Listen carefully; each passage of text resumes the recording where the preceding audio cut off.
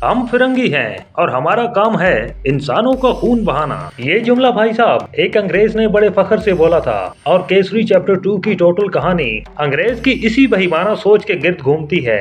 और एक बात याद रखना ब्रदर, हर बार ये जरूरी नहीं होता कि फिल्म ने कितना पैसा कमाया है, बॉक्स ऑफिस पर सुपर डुपर हुई या फ्लॉप, ट्रेलर कैसा था, टीजर क्या था, ये सारी चीजें डालो टोकरी में और तुम ये देखो कि फिल्म में मैसेज क्या था। दुनिया जानती है कि जलियांवाला बाग में क्या हुआ था और इस फिल्म को देखकर ये बात तो क्लियर हो जाती है कि कुछ कहानियां बार बार बताने के लिए होती हैं। जलियांवाला बाग मैसेकर की कहानी भी हमारी नेक्स्ट जनरेशन को बार बार बताना बहुत जरूरी है।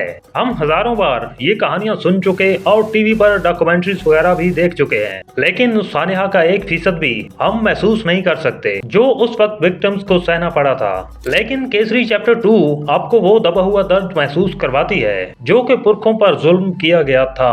भैया जी, कम से कम एक नॉर्मल इंसानी ज़हन ये बात किसी भी कीमत पर नहीं मान सकता कि सैकड़ों निहत्थे लोगों को सामने खड़ा करके तो उन पर बंदूकें तान ली जाएं और फायर खोल दिया जाए और उस पर जुल्म की इंतहा ये कि खवातीन और बच्चों तक का भी लिहाज नहीं रखा गया। 8, 9, 11 महीने के बच्चे जिनके छातियों में गोलियां लगी थी, उनके हाथ में कौन से हथियार आपने देखे? अब क्रिटिक्स का एतराज ये है कि भाई फिल्म में कुछ किरदार जो कि दिखाए तो गए हैं मगर जेन्युइनली उनका हकीकत से कोई लेना नहीं। तो भैया बात सिंपल है, कोई भी मूवी मेकर स्टोरी में इतना मार्जिन तो लेता ही है कि अगर फिल्म का थीम ट्रू स्टोरी पर बेस्ड है भी तो ना चाहते हुए भी उसमें फिक्शन को इस तरह इन्वॉल्व किया जाए कि ऑडियंस को स्क्रीन पर बहरहाल रोका जा सके, जैसा कि अभी तक आप रुके हुए हैं। वरना आप तो जानते हैं कि आजकल के नए बच्चे हिस्ट्री को कहाँ देखते हैं, वो तो बस reels, selfies, GF, BF, होटलिंग and outing में बिजी रहना पसंद करते हैं। खैर, अगर आप भी जलियांवाला बाग के इस वाकया को अलग जाविये से देखने का तजस्सुस रखते हैं तो त्यागी साहब की ये एफर्ट आपको डिसअपॉइंट नहीं करने वाली।